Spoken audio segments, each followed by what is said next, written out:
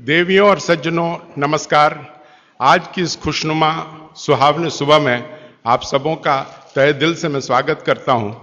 मैं श्री निरंजन वर्मा जी से दरख्वास्त करूंगा कि वो राजीव दीक्षित को मंच पर ले आएं।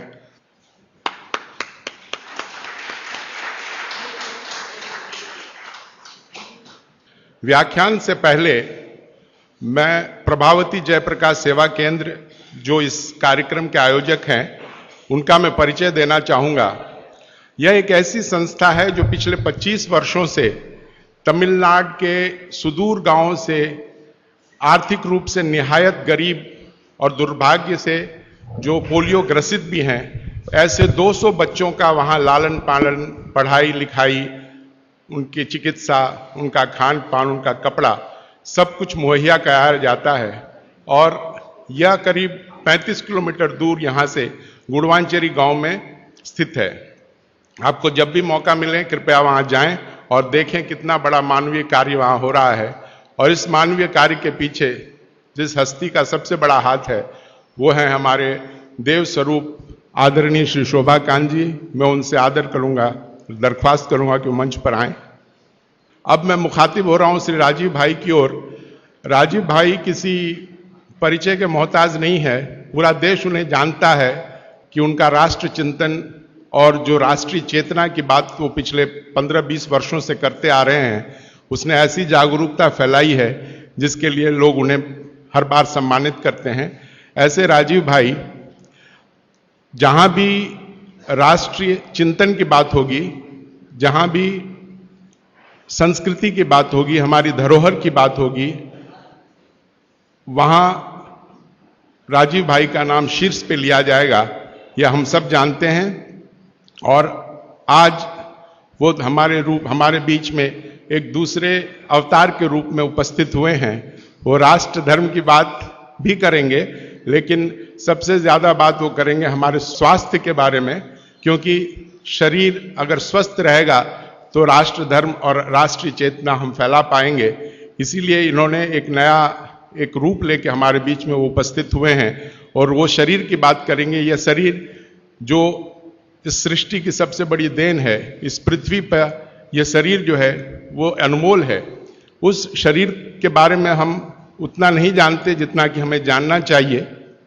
और इस शरीर के लिए बहुत सारे ऋषि मुनियों ने अपने अपने तरीके से हमें बताया है, उन्होंने अपने अनुभवों को ग्रंथों में लिखा है, लेकिन जिसे हम पढ़ नहीं पा रहे हैं। ये राजीव दीक्षित जी ऐसे हैं जिन्होंने अष्टांग संग्रह और अष्टांग हृदय जो ऋषि वाग्भट ने लिखा था, उस पर पिछले 3 वर्षों से ऐसा शोध किया है, उसमें इतनी गहन अध्ययन किया है और उन्होंने हम लोगों के बीच में उसको लाने की कोशिश की है बहुत ही सरल और सहज तरीके से, कि उन सूत्रों का अगर हम अपने जीवन में, जो कि बहुत ही सरल है, उसे अगर हम अपने जीवन में उतारें तो हम बहुत ज़्यादा उम्र तक बिना किसी डॉक्टर या वैद्य के हम लोग जी सकते हैं। तो मैं अब ज़्यादा नहीं बताना चाहूँगा और मैं अब ये पूरा मंच इस नए कलेवर के साथ एक नए अवतार के रूप में उपस्थित श्री राजीव दीक्षित को सौंपता हूँ। उससे पहले मैं उन्हें सम्मानित करना चाहूँगा। मैं श्री बंसीलाल जी बजाज, जिन्होंने हमें मीडिया के रूप में बहुत अपने पत्रिका में बहुत ज़्यादा हम महत्व दिया पिछले 1 महीनों से, मैं चाहूँगा कि वो आएँ और माला द्वारा उनका स्वागत करें। श्री शोभा कांत जी शॉल ओढ़ाकर उनको सम्मानित करेंगे।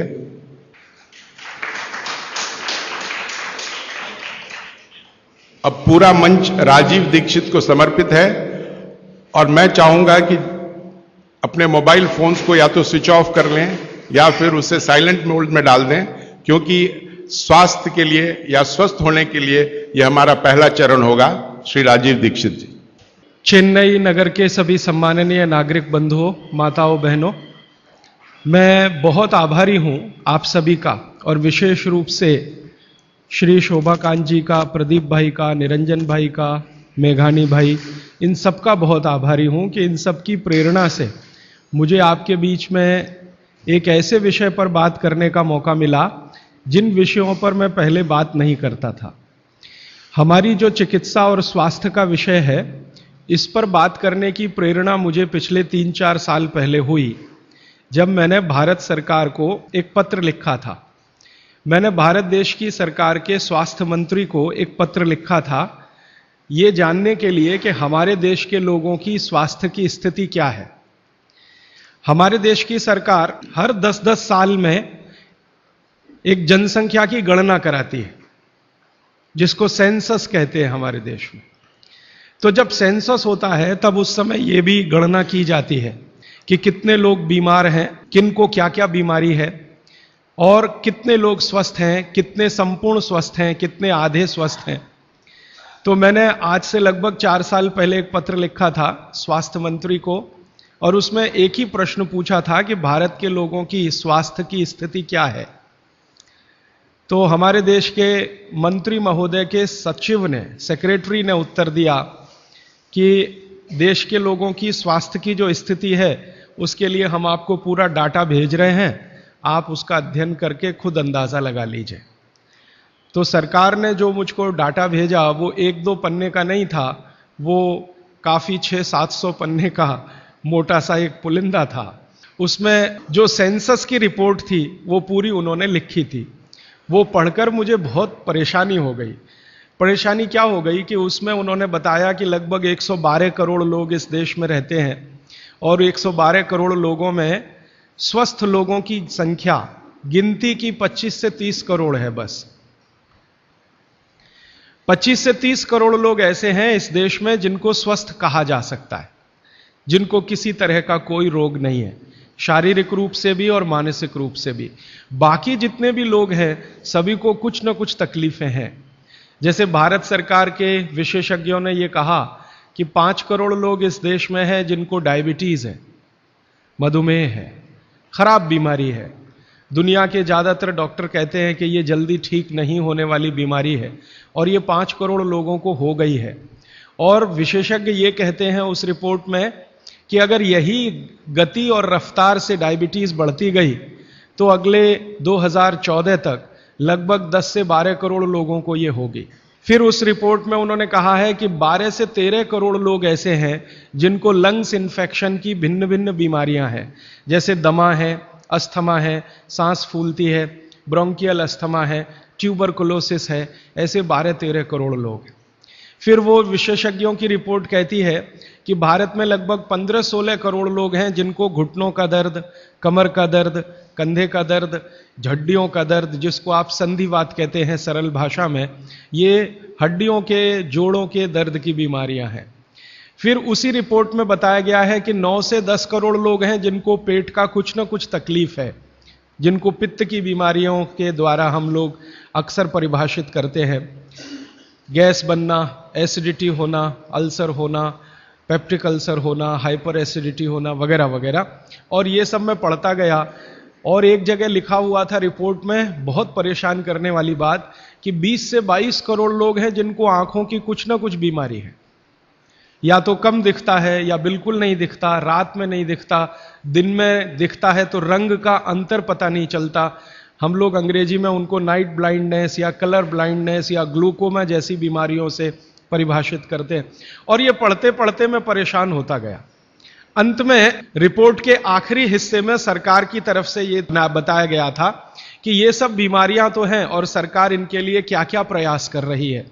हर साल केंद्र सरकार का बजट है इन बीमारियों को ठीक करने के लिए, वो करीब 96,000 करोड़ रुपए का है, परोक्ष और प्रत्यक्ष दोनों मिलाकर, डायरेक्ट और इनडायरेक्ट। फिर राज्य सरकारों के अलग अलग बजट हैं।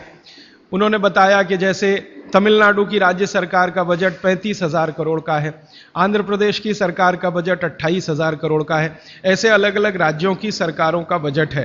केंद्र सरकार का बजट और राज्य सरकार का बजट दोनों मिलाकर औसतन मैंने निकाला तो लगभग 1.25 लाख करोड़ रुपए का खर्चा है सरकार की तरफ से।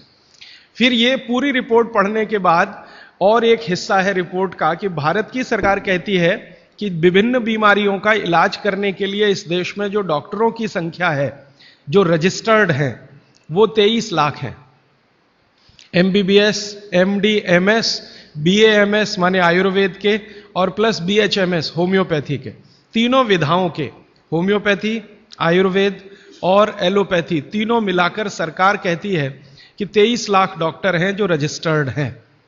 अब 23 लाख डॉक्टर और लगभग 70 से 75 करोड़ मरीज, या बल्कि 80 करोड़ मरीज, तो मैंने हिसाब निकाला कि एक डॉक्टर कितने लोगों का इलाज कर सकता है। अगर ईमानदारी से कोई डॉक्टर सवेरे से शाम तक, सवेरे 7 बजे से शाम 7 बजे तक क्लिनिक में काम करे तो ज्यादा से ज्यादा 50 लोगों को वो देख सकता है। अब 23 लाख डॉक्टर हैं और 50 का उसमें गुणा कर दो तो बीमारों की संख्या और जिनका इलाज हो पा रहा है उनकी संख्या में जमीन आसमान का अंतर है। फिर मैंने एक दूसरा पत्र लिखा और मैंने स्वास्थ्य मंत्री को यह कहा कि ये डॉक्टरों की संख्या तो पर्याप्त नहीं है बीमारों का इलाज करने के लिए। क्या सरकार की ऐसी कोई योजना है कि डॉक्टरों की संख्या बढ़ाई जाए? तो मंत्री के यहां से पत्र आ गया कि भारत की सरकार और राज्य की सरकारों ने अब तक जितने डॉक्टर्स बनाए हैं इनको बनाने में करीब 10 लाख करोड़ से ज्यादा का खर्च हो चुका है। अगर ये संख्या हम दुगनी करें तो 20 लाख करोड़ रुपए हमें चाहिए। सरकार के पास इतना धन उपलब्ध नहीं है, इसलिए ये व्यवस्था कैसे आगे बढ़ेगी मालूम नहीं। फिर मैंने भारत सरकार को याद दिलाया कि भारत सरकार ने एक अंतर्राष्ट्रीय समझौता किया हुआ है जिसमें कई देश शामिल हैं और वो समझौते का टाइटल है 2014 तक सभी स्वस्थ। भारत में सन 2014 तक सभी को स्वस्थ हो जाना है, ये सरकार का समझौता है। तो 2014 तक कैसे होने वाला है? मुझे नहीं लगता कि कोई होने की संभावना है। और सरकार स्वीकार करती है कि जिस गति से सरकार काम कर रही है, अगर सभी हिंदुस्तानियों को स्वास्थ्य दिया जाए, चिकित्सा दी जाए, तो कम से कम 350 साल लगेंगे। ये कैलकुलेशन मैंने कैसे निकाला?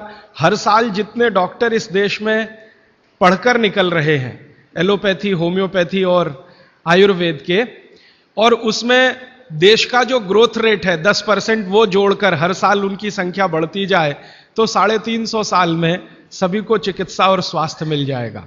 अब पता नहीं 350 साल में कितने जीवित बचेंगे और कितने यहां से चले जाएंगे। अब मेरी एक जो दुख की बात है मन की, वो ये कि 350 साल में जनसंख्या अगर जो बढ़ रही है उसको जोड़ दिया इसमें, तो किसी को भी स्वास्थ्य कभी भी उपलब्ध नहीं हो सकेगा। जब ये जानकारी मुझे आई तो मैं बहुत परेशान हुआ और मैंने सोचा कि ये तो बड़ी गंभीर स्थिति है। फिलहाल पिछले कुछ वर्षों से मैं स्वामी रामदेव जी के साथ जुड़ा हूं। उनसे जब मैंने इन सब विषयों पर चर्चा की तो वो भी कहते हैं कि बात तो बहुत गंभीर है, सबको स्वास्थ्य मिलना सरकार के बूते का और सरकार के दम पर और चिकित्सा जो चल रही है इस देश में उसके दम पर तो संभव नहीं है, कोई और रास्ता ढूंढना पड़ेगा। अब दूसरा रास्ता ढूंढने के लिए मैंने भारत देश के कई बड़े चिकित्सकों से बात करना शुरू किया, ऐसे वैद्यों से बात करना शुरू किया जो आयुर्वेद के बड़े पंडित माने जाते हैं इस देश में।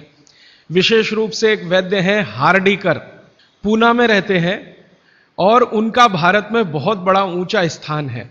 आजकल हिंदुस्तान के आयुर्वेद चिकित्सा के जो विशेषज्ञ हैं वो उनको आधुनिक चरक कहते हैं, इतनी ऊंची स्थिति है उनकी।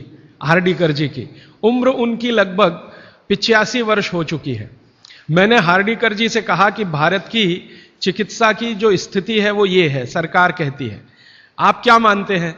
तो उन्होंने कहा कि भारत में किसी को भी सरकार के भरोसे चिकित्सा कभी नहीं मिल सकती। अगर कोई व्यक्ति चाहे तो अपनी चिकित्सा स्वयं करे तभी रास्ता खुलेगा और कोई रास्ता नहीं। हार्डीकर जी ने एक दिन मुझे कहा कि तुम जानते हो 200 साल पहले हिंदुस्तान में लोग बीमार नहीं थे इतने। तो मैंने कहा आप कैसे कहते हैं? उन्होंने कहा स्टैटिस्टिक्स देख लो, आंकड़े देख लो। तो 200 साल पहले के भारत के लोगों के चिकित्सा और स्वास्थ्य के आंकड़े मैंने इकट्ठे किए जो अंग्रेजों की सरकार के द्वारा तैयार किए गए थे, क्योंकि उस समय भारत में अंग्रेजों की सरकार चलती थी। तो मुझे हैरानी हुई कि आज जितने बीमार हैं और उस समय जितने बीमार थे, आज जितनी जनसंख्या है और 200 साल पहले जितनी जनसंख्या है, वो सब बातों को ध्यान में रखते हुए मैं अगर आपको सरल भाषा में कहूं कि अगर आज 100% लोग बीमार हैं तो 200 साल पहले मुश्किल से 8 या 10% लोग ही बीमार थे। अब वो 8 से 10% लोगों की चिकित्सा के लिए अंग्रेजों ने एलोपैथी व्यवस्था यहां शुरू की थी, जो शायद पर्याप्त रही होगी क्योंकि बीमारों की संख्या बहुत कम थी। आज बीमारों की संख्या हमारी कुल संख्या की 70 से 80% हो गई है और ये चिकित्सा लगभग फेल हो गई है।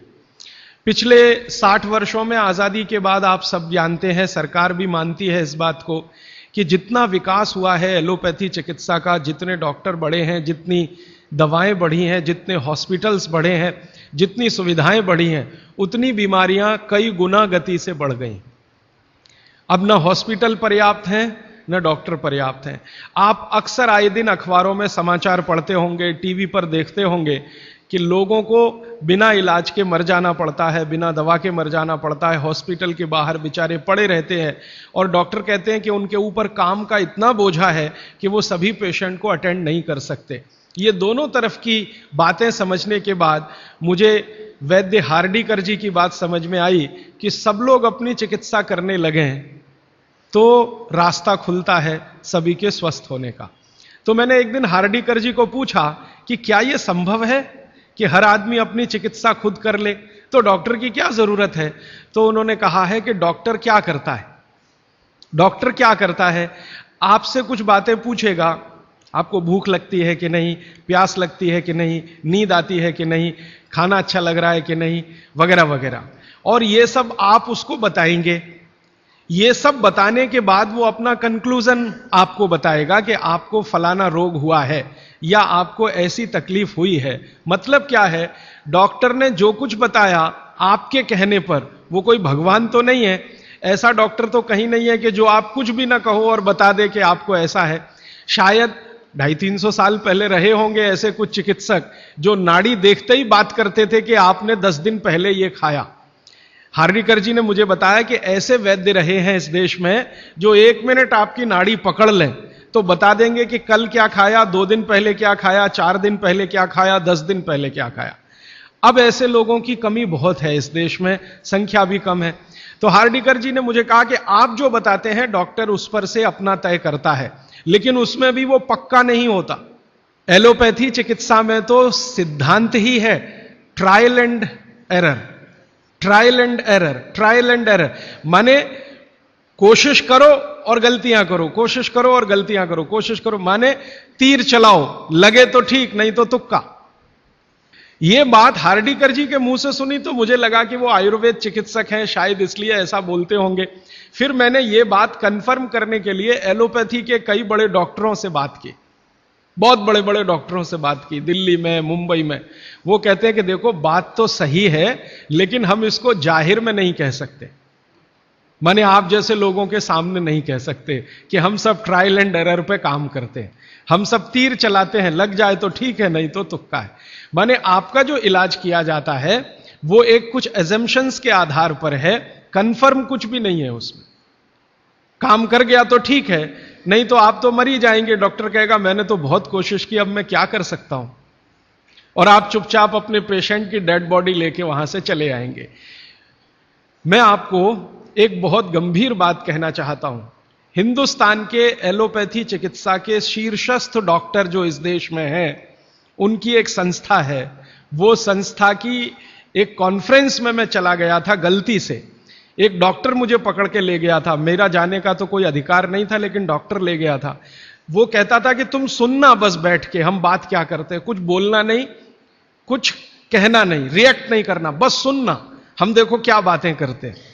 तो उस कॉन्फ्रेंस में 3 दिन में बैठा रहा दिल्ली में। जो बातें होती हैं वो आपको सुना दी जाएं तो आप किसी भी एलोपैथी चिकित्सक के पास नहीं जाएंगे। वो बिल्कुल इस तरह से बातें करते हैं जैसे कोई कसाई बकरे को काटने से पहले बात करता है। ऐसी स्थिति इस देश में आ गई है। फिर 3 दिन सुनने के बाद मैं परेशान हो गया, तो मैंने वो डॉक्टर से कहा मैं जाना चाहता हूं। उसने कहा अब तुम समझ गए हम लोग क्या हैं? तो मैंने कहा ये आपने मुझे समझाया क्यों? तो उन्होंने कहा तुम एक काम कर सकते हो जो हम नहीं कर सकते, कि ये बातें दूसरों को समझा दो। ऐसी स्थिति है। उसमें जो सबसे गंभीर बात हुई थी वो मैं आपको एक वाक्य में कहना चाहता हूं। वो ये कहते थे, सभी डॉक्टर एक दूसरे से सहमत होते हुए, कि 250 वर्षों में एलोपैथी चिकित्सा ने एक ही काम किया है, दर्द से लड़ने का, बस, इसके अलावा कुछ नहीं। 250 वर्षों में एलोपैथी चिकित्सा ने एक ही रिसर्च किया है, एक ही काम किया है, एक ही शोध किया है, वो दर्द से लड़ने का। इसके आगे कुछ नहीं है। और ये बात मैं बहुत घंटों घंटों सोचता रहा, तब जाकर मुझे मन में प्रेरणा हुई कि मुझे तो भारत के लोगों को कुछ और बताने की जरूरत है। तब मैंने हार्डीकर जी को पूछा कि अब मेरे समझ में आया, आप बताइए क्या करना चाहिए। तो उनका देखो, आयुर्वेद एक ऐसी चिकित्सा पद्धति है जिसमें महान महान लोगों ने, चरक ऋषि, सुश्रुत ऋषि, बागवट ऋषि, निघंटु ऋषि, पाराशर ऋषि, ये सब महान महान लोगों ने एक बात कॉमन कही है, और वो ये कही है कि जो व्यक्ति मरीज होता है वो सबसे अच्छा डॉक्टर हो सकता है। इसको आप गंभीरता से मनन करते रहिए। ये बात चरक ने भी कही है, सुश्रुत ने भी कही है, बागभट्ट ने कही है, निघंटु ने कही है, पाराशर ने कही है कि जो रोगी होता है वो सबसे अच्छा डॉक्टर हो सकता है, क्योंकि उसको अपने दुख और तकलीफ का जितनी गहराई से महसूस हो सकता है वो किसी भी डॉक्टर को नहीं होता। जो अपने दुख तकलीफ को गहराई से महसूस कर सकता है वो चिकित्सा भी कर सकता है, बस उसको कुछ ज्ञान की जरूरत है। और कुछ ज्ञान, ज्यादा नहीं, थोड़ा सा ज्ञान अगर उसके जीवन में है तो वो कहते हैं कि वो हर तरह की बीमारी से लड़ सकता है और दूसरों को मदद कर सकता है। उनके इस वाक्य से मुझे बहुत प्रेरणा हुई कि जो रोगी है वो सबसे अच्छा चिकित्सक हो सकता है। और आयुर्वेद के जितने बड़े पंडित हैं वो भी मानते हैं इस बात को। वो ये कहते हैं कि आयुर्वेद का 85% हिस्सा, ये बात मैं आप सबको बहुत विनम्रता पूर्वक लेकिन गंभीरता से कह रहा हूं, इसको आप कभी भूलिएगा मत। आपके जीवन के स्वास्थ्य और चिकित्सा का 85% हिस्सा इतना सरल और आसान है कि आप स्वयं उसे कर सकते हैं। मात्र 15% हिस्सा ऐसा है जिसमें आपको किसी विशेषज्ञ की मदद की जरूरत पड़ सकती है। मात्र 15%। अगर परसेंटेज में बात किया जाए तो आप जानते हैं 33% पर आदमी पास हो जाता है, और उसके ऊपर सेकंड डिवीजन, थर्ड डिवीजन, और 60 पे तो फर्स्ट डिवीजन होती है। 75% पे तो डिस्टिंक्शन आ जाती है। मैं 85% की बात कर रहा हूं। 85%, 85% चिकित्सा और स्वास्थ्य का हिस्सा ऐसा है जो आप स्वयं अपने जीवन में कर सकते हैं बिना किसी विशेषज्ञ की मदद के। बस 15% हिस्सा है जिसमें किसी विशेषज्ञ की जरूरत है। और आपको मैं एक आगे की बात कहता हूं कि ये जो 15% हिस्सा है आपकी जिंदगी का जिसमें आपको विशेषज्ञ की जरूरत पड़ती है, ये हिस्से में सबसे कम बीमारियां हैं।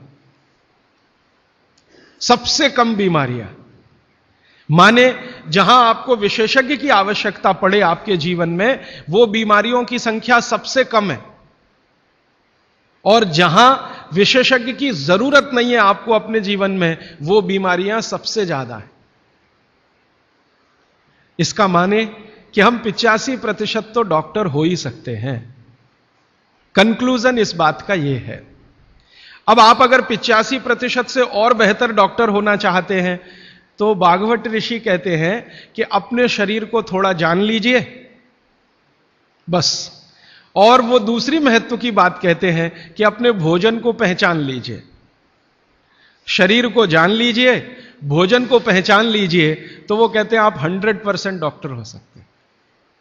शरीर को जान लीजिए मतलब थोड़ा फिजियोलॉजी, थोड़ा एनाटॉमी, आज की भाषा में मैं कहूं थोड़ा शरीर विज्ञान आपको मालूम हो। और यह बहुत आसान है आजकल, कोई मुश्किल काम नहीं है। भारत सरकार ने विभिन्न तरह की छोटी छोटी पुस्तकें छपा रखी हैं जो बच्चों को पढ़ाई जाती हैं। एनसीईआरटी के सिलेबस में अब तो ये आ गया है। वो किताबें बाजार में उपलब्ध हैं, आप खरीद लाइए और आपको थोड़ा फिजियोलॉजी तो समझ में आ ही जाएगा, थोड़ा बहुत एनाटॉमी समझ में आ जाएगा। शरीर के क्या क्या अंग हैं, अंगों के क्या क्या उपांग हैं, हृदय है तो कहाँ है, लीवर है तो कहाँ है, किडनी है तो कहाँ है, लीवर का किडनी से क्या संबंध है, किडनी का हृदय से क्या संबंध है, आपस के उनके इंटर रिलेशनशिप है। अब तो एक चार्ट आता है कैलेंडर जैसा, मेरी आपको विनती है कि खरीद के एक टांग लीजिए अपने घर में, आपको भी मदद करेगा, आपके बच्चों को भी मदद करेगा। तो ये हिस्सा बहुत आसान है, मुश्किल नहीं है। बस इसमें जो मुश्किल हिस्सा है वो ये कि शरीर के अंगों के और उपांगों के जो नाम हैं वो जो भाषा में दिए गए हैं वो आपको थोड़ा कम समझती है, तो आप आयुर्वेद वाला ले लीजिए, वो आसानी से समझ में आएगा, उनके आपस के संबंध वगैरह वगैरह। मैं इस विषय पर ज्यादा नहीं जाना चाहता क्योंकि ये उपलब्ध है आपके सामने, और इसमें ज्यादा बात करूंगा तो समय खर्च होगा। आपको सिर्फ संकेत कर रहा हूं कि आज आप चाहें तो आज, नहीं तो एक दो दिन में कुछ ऐसी पुस्तकें फिजियोलॉजी एनाटॉमी की खरीद लें, नहीं तो एक कैलेंडर चार्ट आता है वो ले लें, 2-3 कैलेंडर के चार्ट आते हैं वो ले लें। अभी सरकार ने एक 12 कैलेंडर का चार्ट निकाला है, बहुत ही सरल भाषा में है, बहुत आसान है, उसको घर में टांग कर पलटते रहें, देखते रहें। ज्यादा से ज्यादा 8-10 दिन आप देखेंगे, आपको समझ में आ जाएगा लीवर क्या है, हृदय क्या है, किडनी क्या है, आपस के इनके फंक्शंस क्या है। ये बात भागवत जी कहते हैं कि थोड़ा शरीर को जान लो और भोजन को पहचान लो। अब उसमें आगे उन्होंने एक सूत्र लिखा है संस्कृत में कि शरीर को जानना अगर है तो ठीक है, इसको जरा और समझिएगा, शरीर को जानना है तो ठीक है, लेकिन भोजन को पहचानना सबसे ज्यादा जरूरी। माने उनका कहना यह है कि शरीर को जान लें तो ठीक है, नहीं जाने तो भी भोजन को तो पहचान लें।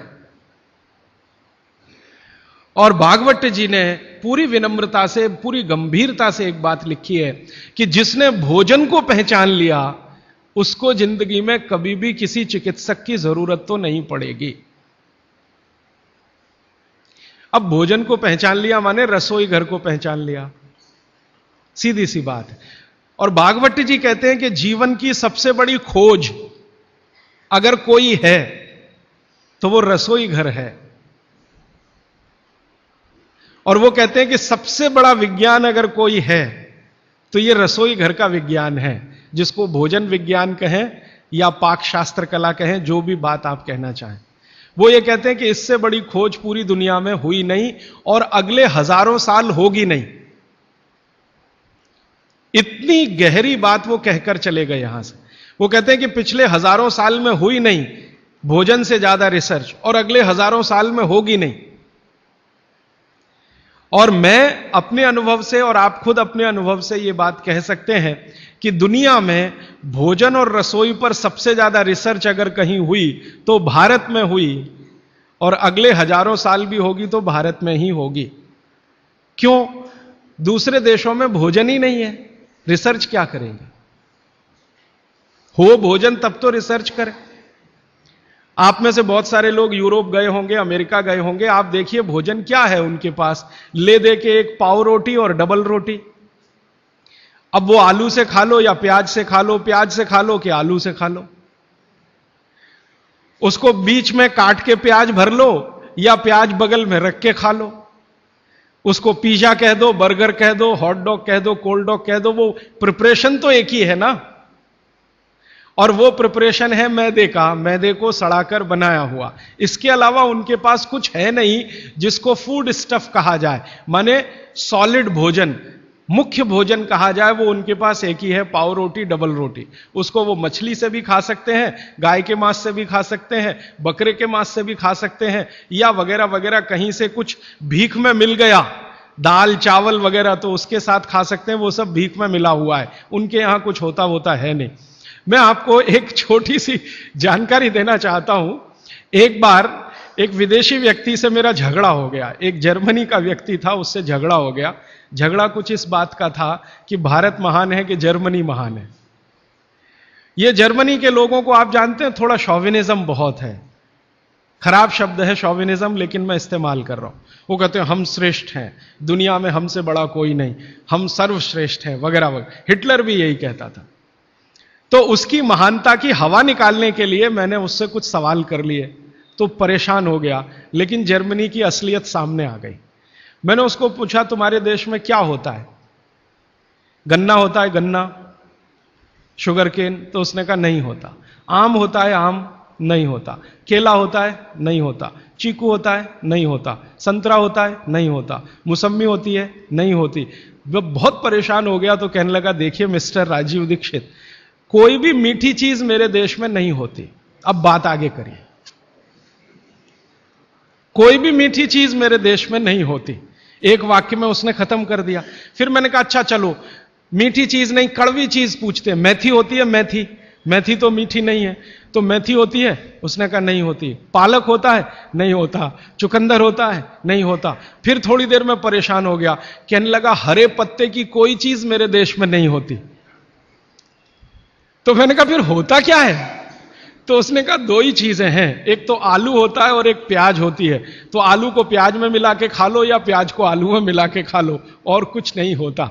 फिर मैंने उसको गिनाना शुरू किया कि देखो भारत में क्या क्या होता है, मीठी चीजों में क्या क्या होता है, खट्टी चीजों में क्या क्या होता है, तीखी चीजों में क्या क्या होता है, कसैली या कड़वी चीजें क्या क्या हैं। 6 रस है ना, षड रस की बात कही जाती है। 6 रस में मैंने गिनाना शुरू किया तो वो कहता है कि यार इसमें तो एक एनसाइक्लोपीडिया लिख जाएगा। मैंने कहा यस, भारत में इतना ही होता है।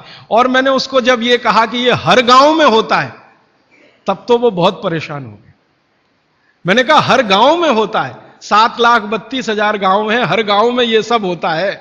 माने किसी गांव को दूसरे पर निर्भर रहने की जरूरत नहीं है, नमक को छोड़कर। तब उसने कहा कि सच में इंडिया इज ग्रेट। ये ग्रेटनेस है अपने देश की। हमको अगर ये समझ में आती है तो भागवत जी की बातें हमको बहुत अच्छे से समझ में आएंगी। मैं भागवत जी के बारे में 1-2 जानकारी और देकर विषय पर आना चाहता हूं, ये भूमिका के रूप में कह रहा हूं। भागवत जी भारत देश के उन महान ऋषियों में गिने जाते हैं जिन्होंने चरक से भी ज्यादा काम किया। ये बात को बहुत ध्यान से आप सुनिएगा, लेकिन मैं विनम्रता पूर्वक कह रहा हूं। अब तक हमने बार बार चरक का नाम सुना है, चरक चरक चरक। भागवत जी चरक के शिष्य थे और चरक ने जितने साल काम किया उससे 1.5 गुना ज्यादा काम भागवत जी का है।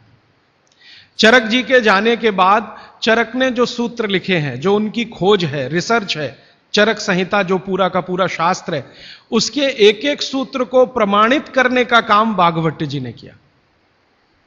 प्रमाणित करने का मतलब ऑब्जर्वेशन करना, फिर जैसा रिजल्ट है वैसा ही प्राप्त करना। जैसे चरक ऋषि ने कहा यह खाने से यह होता है, मान लो उन्होंने एक स्टेटमेंट कर दिया कि यह वस्तु खाने से यह होता है।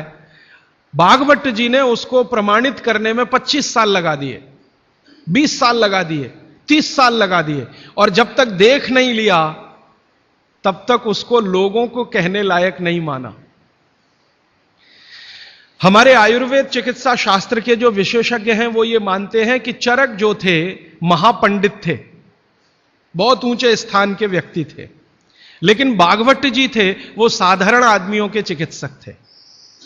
इसका मतलब क्या है? इसका मतलब यह है कि चरक ने जो बातें बहुत गहराई से और गूढ़ शब्दों में कही हैं, भागवत जी ने उनको बहुत सरल करके साधारण लोगों की समझ में आए वैसा प्रस्तुतिकरण कर दिया है।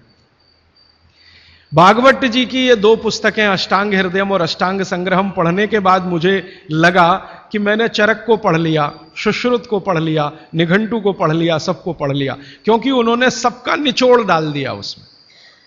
और वो ये कहते हैं कि अब मैंने जो तैयार कर दिया है अष्टांग हृदयम या अष्टांग संग्रहम, ये आम आदमी के लिए है। वो चाहे तो इसका पालन करे और अपने जीवन में मेरी तरह से सुखी और निरोगी रहे। भागवत जी 135 वर्ष तक जिंदा रहे और उनके शिष्य बताते हैं कि उन्होंने इच्छा मृत्यु को धारण किया। माने उनकी इच्छा हो गई थी कि अब बहुत दिन जिंदा रहने से कोई फायदा नहीं है, तो मृत्यु को वरण किया। ऐसे पंडित आदमी, इतनी कमांड अपने शरीर पर। और वो ये कहते हैं जब मृत्यु को जा रहे थे तो उनके शिष्य कह रहे थे कि परेशान हम हो जाएंगे, आप चले जाएंगे। उनका कोई परेशानी नहीं है, ये शरीर छोड़ूंगा, दूसरा धारण करूंगा। जैसे तुम शर्ट बदलते हो मैं बदल लूंगा, लेकिन अब मुझे जाना चाहिए, इस शरीर का सीमा हो गया है। ऐसे व्यक्ति जिन्होंने मृत्यु को धारण किया अपनी इच्छा से, उन्होंने जो कुछ अपने जीवन में किया है वो 2 ही पुस्तकों में सारा समाहित है, तीसरी कोई पुस्तक उन्होंने लिखी नहीं। और वही दोनों पुस्तकों में कुल मिलाकर 7,000 सूत्र हैं। 7,000, 2 पुस्तकों में कुल मिलाकर 7,000 सूत्र हैं। सभी सूत्र संस्कृत में हैं, ये तो आप जानते ही हैं, क्योंकि उस जमाने में हिंदी थी नहीं, तमिल थी नहीं, तेलुगु थी नहीं, ज्यादा से ज्यादा संस्कृत ही थी या प्राकृत थी। तो संस्कृत में उन्होंने सब कुछ लिखकर छोड़ दिया। वही सूत्र मैं पिछले कई वर्षों से पढ़ता रहा, 4-5 वर्षों से तो बहुत ज्यादा पढ़ रहा हूं। जब से मुझे मन में ये बात आई, पढ़ता रहा। और हमारा जो अभियान है जो पूरे देश में हम चलाते हैं स्वदेशी के लिए, उससे ये बहुत गहराई से जुड़ा है। क्योंकि हमारे अभियान में अब तक हम ये बात करते थे ना कि घर में पेप्सी कोला कोका कोला मत लाओ क्योंकि विदेशी पेय है। फिर मैं ये भी कहता था ये पीने लायक नहीं है, टॉयलेट क्लीनर है। बहुत साल पहले मैं बोल के गया था चेन्नई में। अब सरकार ने भी मान लिया है कि टॉयलेट क्लीनर है और वैज्ञानिकों ने सिद्ध कर दिया है कि टॉयलेट क्लीनर है। तो ये बातें हम स्वदेशी अभियान में जोड़कर चलते थे। जब मुझे पता चला कि इसी स्वदेशी अभियान का एक बड़ा हिस्सा है, पेप्सी कोका कोला भारत से धन लूटकर अमेरिका ले जा रहा है, ऐसे एलोपैथी चिकित्सा की दवाएं बनाकर कंपनियां उससे भी ज्यादा लूट कर ले जा रहे। एक अमेरिकन कंपनी है, उसका नाम है प्रॉक्टर एंड गैम्बल। उसकी बैलेंस शीट मैंने देखी तो उनका मुनाफे का प्रतिशत 20,000 है, माने 20,000% प्रॉफिट कमा रहे हैं वो भारत में। पेप्सी कोका कोला तो 1000% पे काम कर रहे हैं, प्रॉक्टर एंड गैम्बल 20,000% पे काम कर रहा है। एक अमेरिकन कंपनी है एली लिली, उनका प्रॉफिट परसेंटेज 35,000 है, 35,000% मुनाफा कमा रहे हैं वो भारत में। तो ध्यान में आया कि विदेशी कंपनियां पेप्सी कोका कोला बेचकर जितना धन कमा रही हैं उससे कई गुना ज्यादा एलोपैथी की दवाएं बेचकर कमा रही हैं, और उस धन को कमाने में भारत के चिकित्सक उनकी थोड़ी मदद कर रहे हैं क्योंकि वो उन्हीं दवाओं का प्रिस्क्रिप्शन लिख रहे हैं जो ये कंपनियां बेच रही हैं। मैंने बहुत सारे चिकित्सकों से यह पूछने का लगातार प्रयास किया है कि आप इसी कंपनी की दवाएं क्यों लिखते हैं। मान लो एक चिकित्सक है, बहुत पैसे वाला है, प्रॉक्टर एंड गैम्बल की ही दवाएं लिखता है। बंबई में मैंने ये ज्यादा काम किया। और एक है वो एली लिली की ही लिखता है, एक है सेंडोज की ही लिखता है, एक सीबागाइगी की ही लिखता है। तो पता चला कि उनका कमीशन फिक्स है। ये खराब शब्द बोलने के लिए आप मुझे माफ करेंगे, डॉक्टरों का कंपनियों से कमीशन फिक्स है। माने कमीशन जो कंपनी ज्यादा देगी वो उसका प्रिस्क्रिप्शन लिखेंगे। इसका मतलब यह है कि उनको आपकी चिकित्सा से कोई लेना देना नहीं है, उनको अपने कमीशन की चिंता है। और वो कमीशन खाकर ऐसी दवाएं भी लिखेंगे आपको जो जरूरत नहीं है, गैर जरूरी हैं। अक्सर आपने देखा है कि एक साथ कोई डॉक्टर का प्रिस्क्रिप्शन है, 18-20 गोलियां लिखी हुई हैं, 4 सुबह 4 दोपहर 4 शाम 4 रात गोलियां ऐसे खिलाते हैं जैसे सब्जियां खाएं हम। और वो तो कहते हैं कि सब्जी वब्जी खाओ ही मत, गोलियां ही खाते रहो। हाँ, विटामिन बी के लिए भी गोली खा लो, विटामिन सी के लिए भी गोली खा लो, विटामिन ए के लिए भी गोली खा लो, और गोली से भी ज्यादा इंजेक्शन लगवा लो। और अब तो उन्होंने पता नहीं क्या क्या सब बना दिया। माने जो प्रकृति हमें दे रही है उसके चक्कर में न फंस के ये गोलियों के चक्कर में फंसो ताकि कंपनी का माल बिके, ताकि उनका भी कमीशन बढ़े। ये पूरे देश में चल रहा है, कहीं ज्यादा कहीं कम। मैं आपको विनम्रतापूर्वक ये कहने आया कि जिस चिकित्सक को भगवान मानकर आप उसके पास जाते हैं, पैसे भी देते हैं, फीस भी देते हैं, लेकिन वो दवा आपको देता है कमीशन के आधार पर कि ज्यादा कमीशन है तो ये दवा लिखनी है, नहीं तो नहीं लिखनी। और भारत की सरकार बिल्कुल भी फेल हो चुकी है इस कमीशन खोरी को रोकने में। और मेडिकल काउंसिल ऑफ इंडिया के पास ऐसा कोई कार्यक्रम नहीं है कि डॉक्टरों की कमीशन खोरी पर वो कंट्रोल कर सके। जो शपथ लेकर डॉक्टर निकल रहे हैं उसके ठीक उल्टे काम वो अपने जीवन में कर रहे हैं। एक शपथ उनको दिलाई जाती है, वो शपथ लेकर निकलते हैं, उसमें बड़ी बड़ी बातें हैं, लेकिन जीवन ठीक उसका उल्टा है। तो ये सब बातों को ध्यान में रखकर मुझे ऐसा लगा कि भागवत जी की बात जो वो कहते हैं कि 85% जो जीवन की चिकित्सा है वो हर व्यक्ति स्वयं कर सकता है, 15% के हिस्से में विशेषज्ञ की जरूरत है। तो मुझे लगा कि जो 85% है वो तो जानो। और वो जानने के लिए 5-6 साल जो काम किया मैंने, उसमें से कुछ सूत्र मैंने निकाले। भागवत जी के 7,000 सूत्र हैं। सभी सूत्रों पे बात करूं तो कम से कम तो महीना सवा महीना लगता है, वो भी रोज 3 घंटे बात करूं तो मैंने कहा और सोचा कि इतना समय किसी के पास भी नहीं है और शायद मेरे पास भी नहीं है, तो इनमें से कुछ सूत्र हैं जो बहुत जरूरी लगते हैं, वो निकालो। तो भारत में जैसे मैंने हार्डिकर जी का नाम लिया, उनकी मैंने मदद ली इसमें। और हार्डीकर जी के बराबर के कई ऐसे वैद्य हैं, उनकी मदद मैंने ली और मैंने कहा कि आप मुझे बताओ ये सूत्र, ये सूत्र, ये सूत्र, ये सूत्र बहुत ही जरूरी है, बिना इसके आदमी का जीवन ही नहीं चलेगा, ये पहले मुझे बता दो। तो उन्होंने बताना शुरू किया, तो वो 7,000 से घट के 3,000 तक आए। फिर मैंने कहा ये 3,000 में मुझे बताओ, तो 3,000 से 1,000 पर आए, फिर 500 पर आए, फिर 500 से 50 पर आ गए। और वो 50 के बाद भी उन्होंने कहा अगर तुम ये 50 भी नहीं बता सकते तो ये 15 तो जरूर बता दो।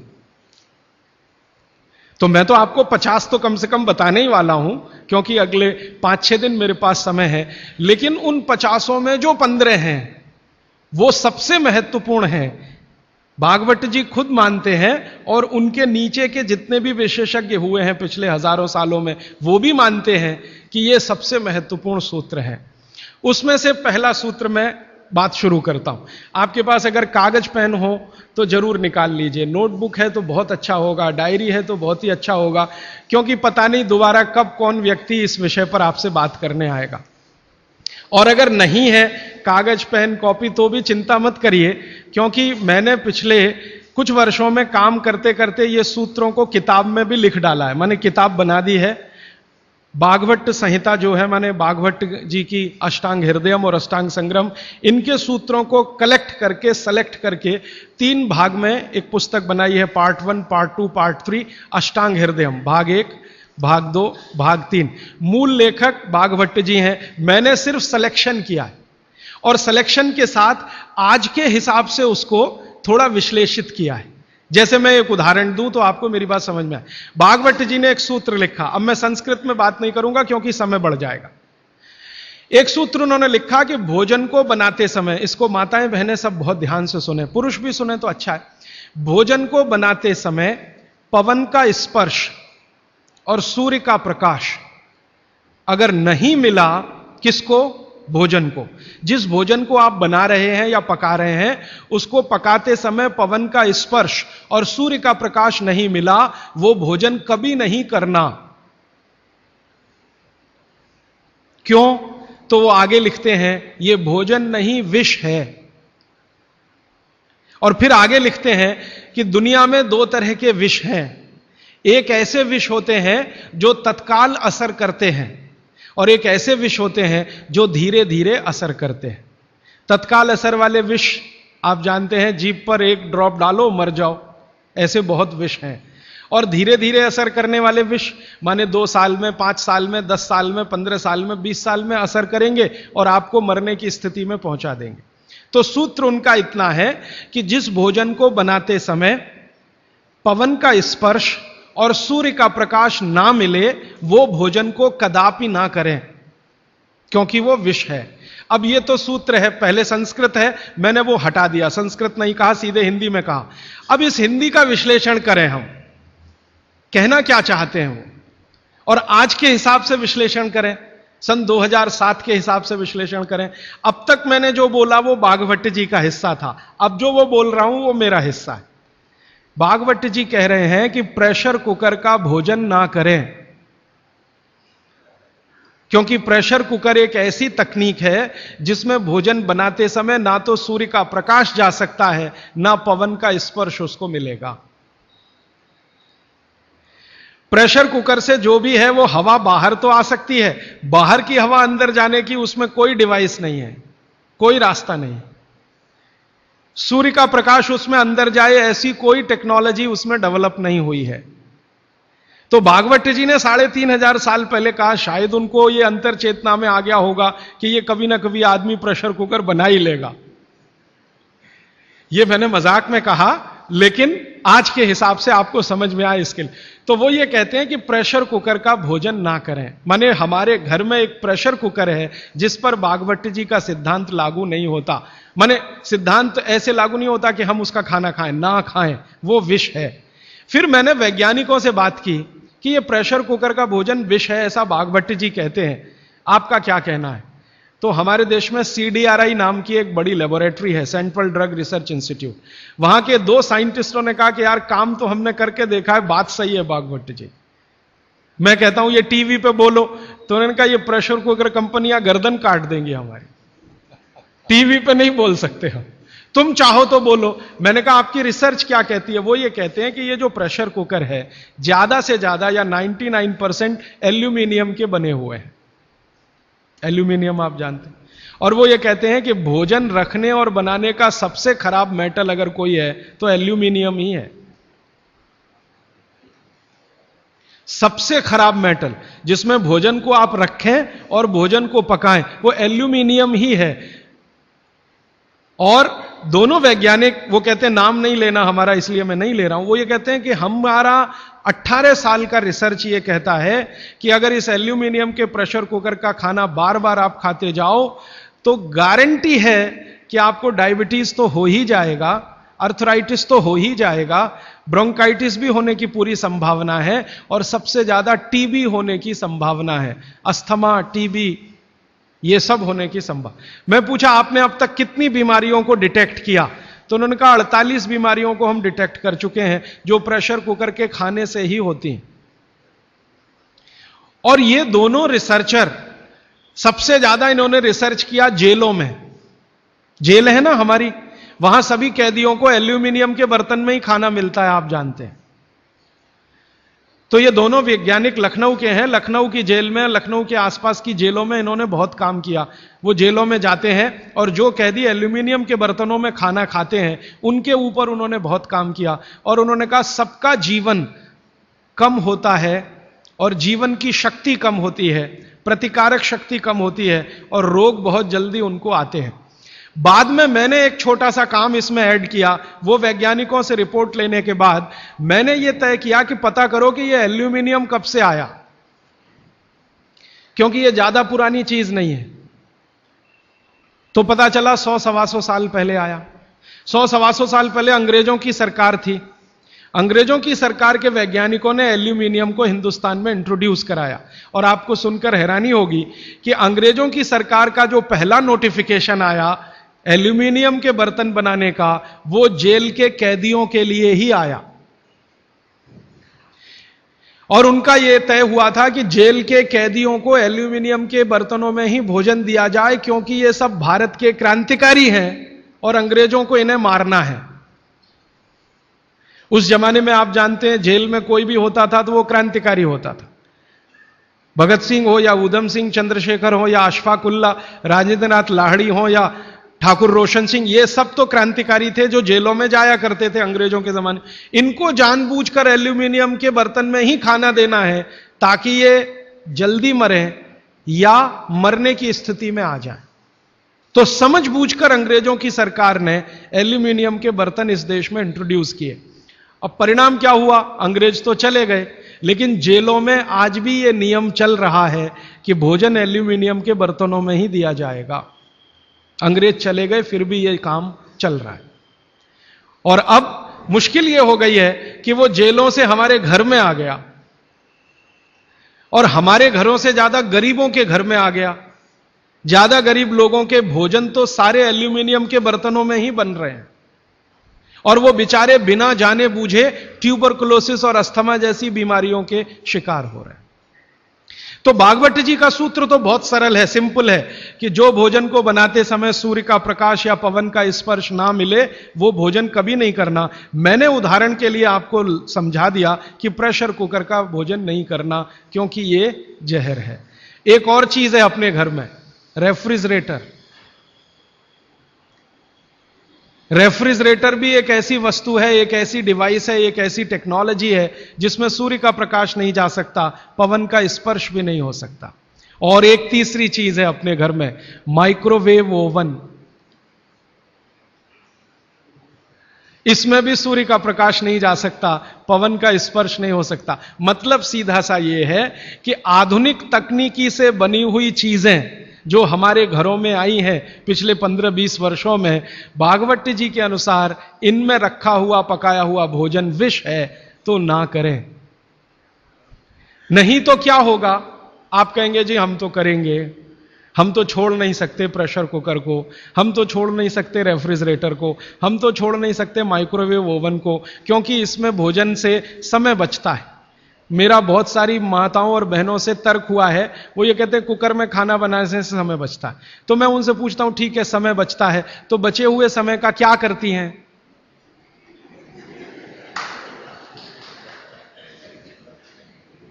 तो ज्यादातर माताओं बहनों का उत्तर है सास भी कभी बहू देखते हैं। इधर प्रेशर कुकर में खाना बना के समय बचा, फिर हमने टीवी के सामने वो समय इन्वेस्ट कर दिया, तो नेट रिजल्ट क्या? और फिर मैं जब उनको समझाता हूं कि ये जो आपने आधा घंटा या 1 घंटा समय बचाया भोजन पकाने में, ये आपका घंटों घंटों हॉस्पिटल में खराब कराएगा। तब 2 घंटे रोज के हिसाब से मान लो बचा लिया, और साल भर में आपने 700-800 घंटे बचा लिए, कल्पना करो। फिर एक दिन हॉस्पिटल में भर्ती हो गए और 2-4 महीने वहां निकल गया, नेट रिजल्ट क्या? वही शून्य का शून्य। तो ये एक सूत्र है जिस पर मैं आपसे बात कर रहा हूं कि भोजन को बनाते समय, पकाते समय कोई ऐसी वस्तु जहां सूर्य का प्रकाश ना जाता हो, पवन का स्पर्श ना होता हो, वो ना करें। अब इसमें विश्लेषण की जरूरत है। भागवती जी तो लिख के चले गए, अब ये क्यों का जवाब हमें ढूंढना है, और इसमें जरूरत हो तो आधुनिक विज्ञान की मदद भी लेनी है। मॉडर्न साइंस ने कुछ लॉजिक डेवलप किए हैं, कुछ ऑब्जर्वेशंस उन्होंने दिए हैं, तो उनकी मदद से ये क्यों ना करें, क्या कारण है, यहां से अब बात मैं शुरू करता हूं। आधुनिक विज्ञान क्या कहता है प्रेशर कुकर के बारे में, ये जाने। प्रेशर कुकर एक ऐसी टेक्नोलॉजी है जो खाने को जल्दी पकाती है, यह है सीधा सा मतलब। अब खाने को जल्दी पकाने के लिए यह प्रेशर कुकर क्या करता है, जो भोजन आपने उसमें अंदर रखा है पकने के लिए उस पर, और जो पानी डाला है आपने भोजन पकाने के लिए उस पर अतिरिक्त दबाव डालता है। यह है प्रेशर। प्रेशर माने दबाव। तो अतिरिक्त दबाव डालने की टेक्नोलॉजी है प्रेशर कुकर। और यह अतिरिक्त दबाव कहां से आता है? प्रेशर कुकर में आपने दाल डाली, ऊपर से पानी डाला, थोड़ा हल्दी मसाले डालकर बंद करके रख दिया। अब उसमें वो एक सीटी लगा दी, वो सीटी लगाई, यही सबसे खतरनाक चीज है पूरे प्रेशर कुकर की। सीटी ना लगाएं तो आपका प्रेशर कुकर आपके लिए अच्छा है। सीटी लगाते ही क्या करता है, पानी गर्म होगा। आप जानते हैं पानी गर्म होने से वाष्पीकरण शुरू होता है, वेपराइजेशन शुरू होता है। तो पानी की वाष्प प्रेशर कुकर में चारों तरफ इकट्ठी हुई, वो वाष्प जो है ना, वो दबाव डालती है। किस पर? दाल पर, चावल पर, सब्जी पर। यह दबाव डाल के होता क्या है, दाल, एक कल्पना करिए, अरहर की दाल, थोड़ी देर के लिए कल्पना, अरहर की दाल के छोटे छोटे टुकड़े, एक दाल को तोड़कर 2 टुकड़े, जिसको द्विदल कहते हैं। जैन समाज के लोग तुरंत समझ में आ जाएंगे। द्विदल, चने की दाल, अरहर की दाल, ये सब द्विदल है। इसको तोड़कर आपने दाल बनाई है। अब ये दाल पानी में पड़ी है, नीचे से गर्म और ऊपर से भाप का दबाव, तो ये दाल जो है ना फट जाती है। फटना समझते हैं? वो दरकना शुरू हो जाता है। उसके अंदर के जो मॉलिक्यूल हैं, दाल के अंदर जो अणु हैं, वो अणु एक दूसरे को जो जकड़कर बैठे हुए हैं, ये पानी का प्रेशर उन अणुओं को तोड़ता है और दाल दरकना शुरू होती है। वो दाल दरक जाती है और पानी इतना गर्म होता है तो उबल जाती है, पकती नहीं है, उबलती है। पकना और उबलने में अंतर है। तो उबल जाती है और दरक जाती है। आप खोलते हैं, 5 मिनट बाद आपको लगता है दाल पक गई है। पक नहीं गई है, वो थोड़ी सॉफ्ट हो गई है, नरम हो गई है, क्योंकि नीचे से गर्मी पड़ी, ऊपर से प्रेशर पड़ा वाष्प का। वो पकी नहीं है, उबल गई है और उसका सॉफ्टनेस बढ़ गई है। तो आपने खा लिया तो आपने कहा पकी हुई दाल खा ली। माफ करिए, दाल पकी हुई नहीं है। फिर आप बोलेंगे जी पकी हुई दाल और इस दाल में क्या अंतर है? पकी हुई दाल का आयुर्वेद में एक सिद्धांत है। आयुर्वेद में वैसे सभी सिद्धांत हैं, उसमें से एक मैं आपसे बता रहा हूं। आयुर्वेद चिकित्सा यह कहती है कि जिस वस्तु को खेत में पकने में जितना ज्यादा समय लगता है, जिस वस्तु को पकने में खेत में जितना ज्यादा समय लगता है, भोजन रूप में पकने में भी उसको ज्यादा समय लगता है। अब अरहर की दाल की बात करें, आप में से थोड़ा भी गांव से जुड़ा हुआ कोई व्यक्ति होगा तो आप जानते हैं अरहर की दाल को खेत में पकने में कम से कम 7 से 8 महीने लगता है। कम से कम 7 से 8 महीना लगता है। क्यों? अरहर की दाल में जो कुछ भी है जिसको आप न्यूट्रिएंट के रूप में जानते हैं, माइक्रो न्यूट्रिएंट के रूप में जानते हैं, सूक्ष्म पोषक तत्व के रूप में जानते हैं, वो मिट्टी से दाल तक आने में सबसे ज्यादा समय लगता है। ये जो मिट्टी है ना खेत की, ये माइक्रो न्यूट्रिएंट्स का खजाना है। खेत की मिट्टी में कैल्शियम है, खेत की मिट्टी में आयरन है, खेत की मिट्टी में सिलिकॉन है, कोबाल्ट है, जिप्टन है, जोरोन है, ये सब माइक्रो न्यूट्रिएंट्स खेत की मिट्टी में है। ये पौधे की जड़ में आते हैं, जड़ से तने में आते हैं, तने से फल में आते हैं। इस पूरी क्रिया में बहुत समय लगता है, तो इसलिए दाल को पकने में समय लगता है। तो आयुर्वेद यह कहता है कि जिस दाल को खेत में पकने में ज्यादा समय लगा, उसको घर में भी पकने में ज्यादा समय लगना चाहिए। क्यों? ये जो माइक्रो न्यूट्रिएंट्स धीरे धीरे एब्जॉर्ब हुए हैं दाल में, खींच कर आए हैं दाल में, इनको डिसॉल्व होने में भी धीरे धीरे ही समय लगेगा। आप दाल क्यों खाना चाहते हैं? आप दाल खाना चाहते हैं प्रोटीन के लिए। प्रोटीन कहां से आएगा? ये जो माइक्रो न्यूट्रिएंट्स का कलेक्शन दाल में इकट्ठा है, इनके टूट जाने पर, बिखर जाने पर, तो वो बिखरने और टूटने में उसको देरी लगने वाली है, क्योंकि आने में देरी लगी है। यह प्रकृति का सिद्धांत है, आयुर्वेद का नहीं कहना चाहिए, प्रकृति का सिद्धांत है। बच्चे को पेट के अंदर गर्भाशय में विकसित होने में समय लगता है। दुनिया में हर चीज को विकसित होने में समय लगता है, जल्दी कुछ नहीं होता। इसलिए दाल भी जल्दी नहीं पकती, बच्चा भी जल्दी नहीं होता। सभी चीजों में यह है, प्रकृति का नियम है। और प्रकृति का दूसरा नियम है कि जिन चीजों को पकने में, बड़ा होने में ज्यादा समय लगा है, उनको डिसॉल्व होने में भी ज्यादा समय लगेगा। और दाल जब डिसॉल्व होगी तब उसके प्रोटीन्स आपको मिलेंगे भोजन में। इसीलिए आप दाल खा रहे हैं, ताकि आपको प्रोटीन की कमी पूरी हो। कुछ विटामिन्स आपको चाहिए, कुछ प्रोटीन्स आपको चाहिए, कुछ और दूसरे अंश आपको चाहिए। तो आयुर्वेद का नियम बिल्कुल सीधा है कि दाल ज्यादा देर में पकी है तो घर में भी ज्यादा देर में पके। अब मेरे समझ में आया कि हमारे पुराने लोग जो बुजुर्ग थे वो कितने बड़े वैज्ञानिक थे। मैं एक बार जगन्नाथपुरी गया था, आप भी गए होंगे। तो वहां भगवान का प्रसाद बनाते हैं तो प्रेशर कुकर में नहीं बनाते, आप जानते हैं। हालांकि वो चाहें तो प्रेशर कुकर रख सकते हैं, क्योंकि जगन्नाथपुरी के मंदिर के पास करोड़ों रुपए की संपत्ति है। तो मैंने मंदिर के महंत को पूछा कि ये भगवान का प्रसाद, माने वहां दाल और चावल मिलता है प्रसाद के रूप में, वो मिट्टी की हांडी में क्यों बनाते हैं? आप में से जो भी गए हैं जगन्नाथपुरी, आप जानते हैं वो मिट्टी की हांडी में दाल मिलती है और मिट्टी की हांडी में चावल मिलता है, या खिचड़ी मिलती है, जो भी मिलता है प्रसाद के रूप में। तो मैंने महंत को पूछा कि आप ये मिट्टी की हांडी में ही क्यों बनाते हैं? तो उसने एक ही वाक्य कहा, मिट्टी पवित्र होती है। तो ठीक है, पवित्र होती है, ये हम सब जानते हैं। लेकिन वो जो नहीं कह पाया महंत, वो आपको मैं कहना चाहता हूं कि मिट्टी न सिर्फ पवित्र होती है, बल्कि मिट्टी सबसे ज्यादा वैज्ञानिक होती है। क्योंकि हमारा शरीर मिट्टी से बना है, मिट्टी में जो कुछ है वो शरीर में है, और शरीर में जो है वो मिट्टी में है। हम जब मरते हैं ना और शरीर को जला देते हैं तो 20 ग्राम मिट्टी में बदल जाता है पूरा शरीर। 70 किलो का शरीर, 80 किलो का शरीर मात्र 20 ग्राम मिट्टी में बदल जाता है, जिसको राख कहते हैं। और इस राख का मैंने विश्लेषण करवाया एक लेबोरेटरी में, तो उसमें कैल्शियम निकलता है, फास्फोरस निकलता है, आयरन निकलता है, जिंक निकलता है, सल्फर निकलता है, 18 माइक्रो न्यूट्रिएंट्स निकलते हैं मरे हुए आदमी की राख में। ये सब वही माइक्रो न्यूट्रिएंट्स हैं जो मिट्टी में है। इन्हीं 18 माइक्रो न्यूट्रिएंट से मिट्टी बनी है, यही 18 माइक्रो न्यूट्रिएंट शरीर में है जो मिट्टी में बदल जाता है। तो महंत का कहना कि मिट्टी पवित्र है, वो बहुत वैज्ञानिक स्टेटमेंट है। बस इतना ही है कि वो उसको एक्सप्लेन नहीं कर सकता। एक्सप्लेन क्यों नहीं कर सकता? आधुनिक विज्ञान उसने नहीं पढ़ा या उसको मालूम नहीं है। लेकिन आधुनिक विज्ञान का रिजल्ट मालूम है, पवित्रता। रिजल्ट उसे मालूम है, विश्लेषण नहीं मालूम। वो हमारे जैसे मूर्खों को मालूम है। मैं अपने को उस महंत की तुलना में मूर्ख मानता हूं। क्यों? क्योंकि मुझे यह विश्लेषण करने में 3 महीने लग गए, वो बात 3 मिनट में समझा दिया कि मिट्टी पवित्र है।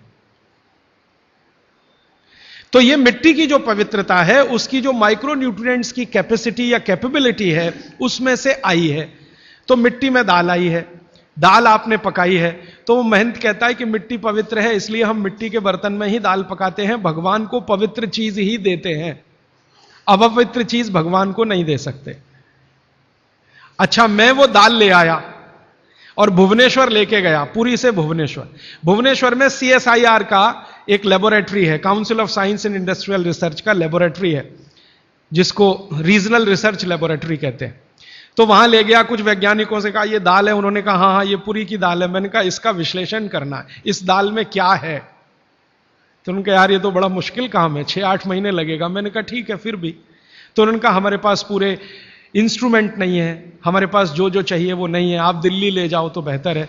तो मैंने कहा दिल्ली ले गया तो खराब तो नहीं होगी? उन्होंने कहा नहीं होगी, क्योंकि ये मिट्टी में बनी है। तो पहली बार मुझे समझ में आया मिट्टी में बनी है तो खराब नहीं होगी। तो मैं ले गया दिल्ली तक, सच में ले गया। और भुवनेश्वर से दिल्ली पहुंचने में आप जानते हैं करीब करीब 36 घंटे से ज्यादा लगता है।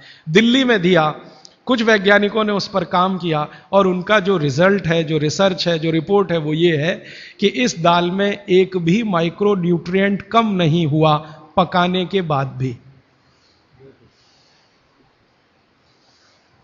इस दाल में एक भी माइक्रो न्यूट्रिएंट कम नहीं हुआ पकाने के बाद भी। फिर मैंने उन्हीं वैज्ञानिकों को कहा कि भैया प्रेशर कुकर की दाल का भी जरा देख लो। तो उन्होंने कहा ठीक है वो भी देख लेते हैं। तो प्रेशर कुकर की दाल को जब उन्होंने रिसर्च करके देखा तो उन्होंने कहा इसमें माइक्रो न्यूट्रिएंट्स बहुत ही कम है। मैं पूछा परसेंटेज वाइज बता दो। तो उन्होंने कहा अगर अरहर की दाल को मिट्टी की हांडी में पकाओ और 100% माइक्रो न्यूट्रिएंट्स हैं तो कुकर में पकाने में 13% ही बचते हैं, 87% नष्ट हो गए। मैं पूछा कैसे नष्ट हुए? तो उन्होंने कहा ये जो प्रेशर पड़ा है ऊपर से और इसने दाल को पकने नहीं दिया, तोड़ दिया, मॉलिक्यूल्स टूट गए हैं, तो दाल तो बिखर गई है, पकी नहीं है, बिखर गई है, सॉफ्ट हो गई है। तो खाने में हमको ऐसा लग रहा है कि ये पका हुआ खा रहे हैं, लेकिन वास्तव में वो नहीं है। पके हुए से मतलब ये होता है कि जो माइक्रो न्यूट्रिएंट्स आपको कच्चे रूप में शरीर को उपयोग नहीं आते उनको आप उपयोगी बना लें, इसको पका हुआ कहते हैं आयुर्वेद में। जो सूक्ष्म पोषक तत्व कच्ची अरहर की दाल खाने में शरीर को उपयोगी नहीं आएंगे, वो उपयोगी आने लायक बनाएं, उसको पका हुआ कहा जाता है या कहेंगे। तो उन्होंने कहा कि ये मिट्टी की हांडी की दाल बहुत बहुत क्वालिटी में ऊंची है, बशर्ते कि आपके प्रेशर कुकर की। और दूसरी बात तो आप सभी जानते हैं, वो मुझे सिर्फ रिपीट करनी है कि मिट्टी की हांडी की बनाई हुई दाल को खा लीजिए तो जो उसका स्वाद है वो जिंदगी भर नहीं भूलेंगे आप।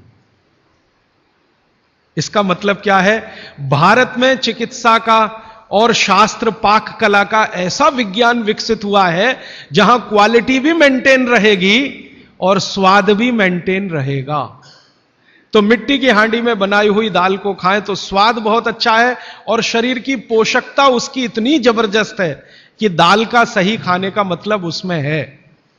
तब मैंने गांव गांव घूमता रहता हूं तो पूछना शुरू किया, तो बोलते हैं लोग कि ज्यादा नहीं 30-40 साल पहले सब घर में मिट्टी की हांडी की दाल थी। मेरी दादी को पूछा तो दादी कहती है कि हम तो जिंदगी भर मिट्टी की दाल ही खाते रहे। तब मेरे समझ में आया कि मेरी दादी को डायबिटीज क्यों नहीं हुआ। तब मुझे समझ में आया उसको घुटने का दर्द क्यों नहीं हुआ। तब मुझे समझ में आया उसके 3200 दांत मरने के दिन तक सुरक्षित थे, क्योंकि हमने उसका अंतिम संस्कार किया। अगले दिन जब राखी लेने गए तो सारे दांत उसके 32 के 32 निकले। तब मेरे समझ में आया कि 94 साल की उम्र तक मरते समय चश्मा क्यों नहीं लगा उसकी आंखों पे, और जीवन के आखिरी दिन तक अपने कपड़े खुद अपने हाथ से धोते हुए मरी थी। यह कारण है कि शरीर को आवश्यक माइक्रो न्यूट्रिएंट्स की पूर्ति अगर नियमित रूप से होती रहे तो आपका शरीर ज्यादा दिनों तक बिना किसी दूसरे की मदद के काम करता है। तो माइक्रो न्यूट्रिएंट्स पूरा सप्लाई मिला दाल में, जो खाई थी उसने मिट्टी की हांडी में पका पका के। और न सिर्फ दाल पकाती थी वो मिट्टी की हांडी में, बल्कि दूध भी मिट्टी की हांडी में पकाती थी, घी भी मिट्टी की हांडी से ही निकालती थी, दही का मट्ठा भी मिट्टी की हांडी में ही बनता था। अब मेरे समझ में आया कि हजारों साल से मिट्टी के बर्तन क्यों इस देश में आए। हम भी एल्यूमिनियम बना सकते थे। देखिए बात मैं आपसे कहने जा रहा हूं वो ये कि हिंदुस्तान भी 2000 साल पहले, 5000 साल पहले एल्यूमिनियम बना सकता था, क्योंकि एल्यूमिनियम का रॉ मटेरियल इस देश में भरपूर मात्रा में है। बॉक्साइट, हिंदुस्तान में बॉक्साइट के खजाने भरे पड़े हैं। कर्नाटक बहुत बड़ा भंडार, तमिलनाडु, आंध्र प्रदेश बॉक्साइट के बड़े भंडार हैं। हम भी बना सकते थे, अगर बॉक्साइट है तो एल्यूमिनियम बनाना कोई मुश्किल काम नहीं है, लेकिन हमने नहीं बनाया क्योंकि उसकी जरूरत नहीं थी। हमको जरूरत थी मिट्टी की हांडी की, इसलिए हमने मिट्टी की हांडी बनाई और उसी पर सारे रिसर्च और एक्सपेरिमेंट किए। इसलिए कुम्हारों की एक पूरी की पूरी जमात इस देश में खड़ी की गई कि तुमको भैया मिट्टी के ही बर्तन बनाने हैं। माने तुमसे बड़ा वैज्ञानिक कौन? अब ये कुम्हार जो इतने बड़े वैज्ञानिक हैं इस देश के, जो मिट्टी के बर्तन बनाकर हजारों साल से दे रहे हैं हमारे स्वास्थ्य की रक्षा करने के लिए, हमने उनको नीची जाति बना दिया। हम कैसे मूर्ख लोग! वो नीचे कहां है जरा बताइए। अगर प्रेशर कुकर की कंपनी जो बना रही है प्रेशर कुकर वो ऊंचा आदमी है, तो ये कुम्हार नीचा कैसे हो गया? ये ऊंचा नीचा हमने डाल दिया इस देश में, इसी ने देश का सत्यानाश कर दिया। ये ऊंचा नीचा कुछ तो अंग्रेजों ने डाला, कुछ अंग्रेजों के पहले जो मुसलमान थे उन्होंने डाला, और कुछ अंग्रेज और मुसलमानों के जाने के बाद हम काले अंग्रेजों ने इसको ऐसा पक्का बना दिया कि कुम्हार इस देश में बैकवर्ड क्लास है। जो सबसे बड़ा वैज्ञानिक काम कर रहा है मिट्टी के बर्तन बना बनाकर आपके माइक्रो न्यूट्रिएंट्स को, आपके सूक्ष्म पोषक तत्वों को कम नहीं होने देने के लिए मिट्टी का सिलेक्शन करता है। वो आपको मालूम है हर एक मिट्टी से बर्तन नहीं बनते। एक खास तरह की मिट्टी है वही बर्तन बनाने में काम आती है, और एक खास तरह की मिट्टी है जो हांडी बनाती है, दूसरे खास तरह की मिट्टी इसमें कुल्हड़ बनता है, तीसरे खास तरह की मिट्टी में कुछ और बनता है। यह मिट्टी को पहचानना कि इसमें कैल्शियम ज्यादा, इसमें मैग्नीशियम ज्यादा इसलिए हांडी इससे बनाओ, और इसमें कैल्शियम मैग्नीशियम कम है इसलिए इसका कुल्हड़ बनाओ, ये तो बहुत बहुत बारीक और विज्ञान का काम है। ये सब कुम्हार कर रहे हैं, हजारों साल से कर रहे हैं, बिना किसी यूनिवर्सिटी में पढ़े हुए कर रहे हैं। तो हमें तो वंदन करना चाहिए, उनके सामने नतमस्तक होना चाहिए। कितने महान लोग हैं। दुर्भाग्य से सरकार की कैटेगरी में वो बैकवर्ड क्लास में आते हैं। तो ये जो मिट्टी के बर्तन की बात हुई, वो मिट्टी के बर्तन की बात इसलिए कि माइक्रो न्यूट्रिएंट्स का सब कुछ सामान्य रहता है, इसलिए हमारे यहां एल्यूमिनियम के बर्तन या दूसरे मेटल के बर्तन का चलन कम है। भगवान के लिए तो बनाते नहीं, धातुओं के बर्तन में खाना नहीं बनता, सभी मंदिरों में भोजन और प्रसाद ज्यादातर मिट्टी के। तो आप भी कर लीजिए ये काम, प्रेशर कुकर निकालिए, मिट्टी की हांडी ले आइए। तो आप कहेंगे जी दाल देर में पकेगी, सिद्धांत ही वही है दाल का, तो जो देर में खेत में पकी है वो देर में घर में भी पकेगी। तो आप बोलेंगे फिर टाइम मैनेजमेंट कैसे होगा? मैं आपको सरल बता देता हूं, दाल को हांडी में रख के चढ़ा दीजिए, बाकी सब काम करते रहिए, घंटे डेढ़ घंटे में पक जाएगी, उतार लीजिए, फिर खा लीजिए। घंटे डेढ़ घंटे में आपके झाड़ू पोछा, दूसरे बर्तन साफ करना, कपड़े साफ करना, या जो भी काम करना है, पढ़ना लिखना, बच्चों को पढ़ाना, वो करते रहिए, वो दाल पकती रहेगी। ये है भागवत जी का सूत्र कि ऐसा भोजन नहीं करना जो बनाते समय, पकाते समय सूर्य के प्रकाश से वंचित हो और पवन के स्पर्श से वंचित हो। यह तभी संभव है जब आप खुले बर्तन में खाना बनाएं तो पवन भी अंदर आए और सूर्य का प्रकाश की किरणें भी अंदर आए खुले बर्तन में, और वो खुला बर्तन सबसे अच्छा मिट्टी का हांडी। आप कहें जी मिट्टी की हांडी के बाद अगर कोई चीज है तो हमारे यहां एक मेटल बनता है जिसको आप लोग कहते हैं एलॉय है, कांसा। कांसा आपने सुना है, शायद देखा भी हो किसी के घर में। तो दूसरा सबसे अच्छा माना जाता है कांसा, तीसरा सबसे अच्छा माना जाता है पीतल। अब ये कांसे और पीतल में भी हमने काम कर लिया कि अरहर की दाल को कांसे के बर्तन में पकाएं तो उसके सिर्फ 3% माइक्रो न्यूट्रिएंट कम होते हैं, 97% मेंटेन रहते हैं। पीतल के भगोने में पकाएं तो 7% कम होते हैं, 93% बचे रहते हैं। लेकिन प्रेशर कुकर में बनाएं तो सिर्फ 7% बचते हैं, बाकी खत्म होते हैं। अब आप तय कर लीजिए, आपको लाइफ में क्वालिटी चाहिए तो आपको मिट्टी की हांडी की तरफ ही जाना पड़ेगा। क्वालिटी ऑफ लाइफ की अगर बात आप करेंगे, माने जो खा रहे हैं वो पूरे शरीर में पोषकता दे, ये लाइफ की क्वालिटी की बात आप करेंगे तो मिट्टी की हांडी की तरफ ही जाना पड़ेगा। माने भारत की तरफ वापस लौटना पड़ेगा इंडिया से। अभी हम हैं इंडिया में, जो बनाया अंग्रेजों ने या बना दिया अमरीकियों ने, इस इंडिया से निकल के भारत की यात्रा करनी पड़ेगी। और मैंने पिछले 1-2 वर्षों में ये बातें गांव-गांव में कहना शुरू किया है, तो इसका परिणाम पता है क्या, कि कुम्हारों की इज्जत बढ़ गई है गांव में। गांव वाले समझते हैं कि ये तो कोई बड़ा काम कर रहे हैं हमारे लिए। और मैं मानता हूं कि मेरे व्याख्यान की अगर कोई सार्थकता है तो वो ये कि कुम्हारों की इज्जत इतनी बढ़ जाए कि वो पंडितों के बराबर आ जाएं, क्योंकि वो किसी से नीचे नहीं है, क्योंकि वो किसी से छोटे नहीं है। भले वो मिट्टी के बर्तन बना रहे हैं, बहुत वैज्ञानिक काम वो कर रहे हैं। और मजे की बात कि वो हांडी बना के आपको 20-25 रुपए में ही दे रहे हैं, प्रेशर कुकर तो 250-300 रुपए का है। और सबसे मजे की बात कि ये हांडी जब खत्म होगी, माने इसकी लाइफ पूरी हो जाएगी, तो ये हांडी फिर मिट्टी में मिल जाएगी और फिर वही मिट्टी से हांडी बन जाएगी। दुनिया में ऐसी कोई वस्तु नहीं है। प्रेशर कुकर के बारे में तो नहीं कह सकते आप, बायोडिग्रेडेबल है।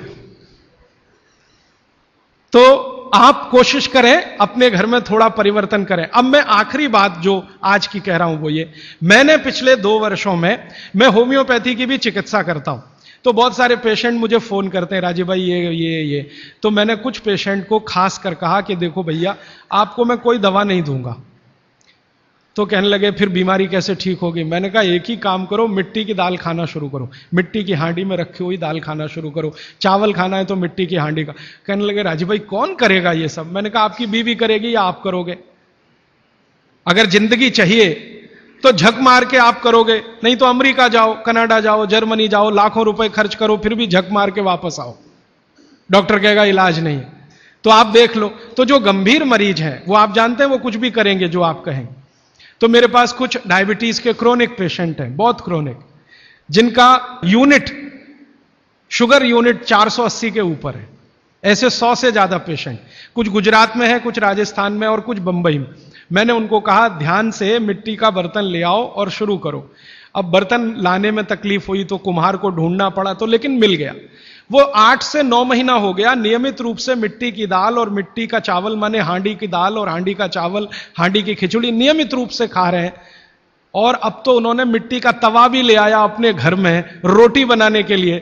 बाजरी की रोटी बहुत अच्छी बनती है इस मिट्टी के तवे पे, तो रोटी भी उसी की खा रहे हैं। 8 महीने के बाद सबका शुगर टेस्ट किया है तो 480 यूनिट वाला अभी 180 यूनिट पे है, बिना किसी मेडिसिन के, बिना किसी इंजेक्शन के, बिना किसी टॉनिक के। और होम्योपैथी की कोई दवा नहीं दी मैंने उनको। कुछ लोगों को ज्यादा परेशान थे, दवा भी दो, उनको प्लेसिबो दे दिया। प्लेसिबो समझते हैं? खाली गोली, दवा नहीं डाली। तो पेशेंट को लग रहा है कि मैं दवा खा रहा हूं, दवा खा के अच्छा हो रहा हूं। मुझे मालूम है कि वो कोई दवा नहीं है, वो प्लेसिबो है, वो अच्छा हो रहा है उस मिट्टी की दाल खा के, मिट्टी का चावल खा के, मिट्टी की खिचड़ी खा के। रिजल्ट ये है। तब मैंने मान लिया कि बाघभट्ट सच में महान आदमी थे। वो एक सूत्र लिख गए कि आप ऐसा भोजन मत करो जिसमें सूर्य का प्रकाश ना जाए, पवन का स्पर्श ना हो। तो वो आपके लिए अमृत तत्व है, भोजन नहीं है, वो अमृत जैसा है। ये एक सूत्र पूरा होता है, 8:30 का समय हो गया है। आगे कल दूसरा सूत्र, तीसरा, ऐसे कर करके जो सबसे जरूरी 15 है वो पहले बताऊंगा और उसके आगे बढ़ता जाए। आभार, धन्यवाद।